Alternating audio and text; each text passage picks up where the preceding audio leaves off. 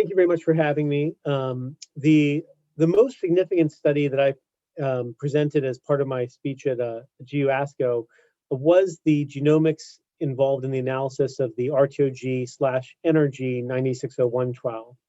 Now, the RTOG 9601 trial presented and led by Dr. Shipley a few years ago basically was looking in the salvage radiation space and comparing men that either had salvage radiation with 2 years of hormonal therapy, in that case bicalutamide, or men just having salvage radiation therapy.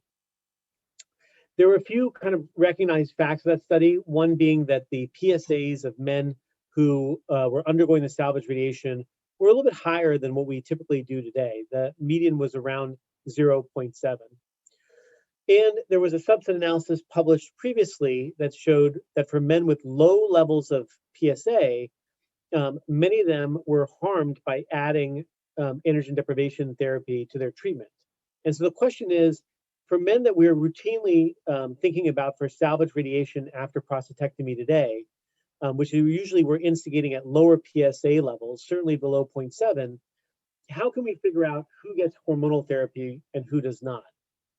So the energy investigators, led by Dr. Felix Fang, Dr. Fu Tran, and others, looked at a subset of that trial, and the subset were men for which they could get the genomic classifier score from the Decipher test from. As you know, the genomic classifier score is a well-validated, independent prognostic factor that is predictive of disease risk for metastasis, prostate cancer-specific mortality, and adverse pathology. And what they did is they asked, could you get leading information from that genomic classifier score to help you make treatment decisions? And what they found was that for men with low PSAs, so PSAs lower than 0.7,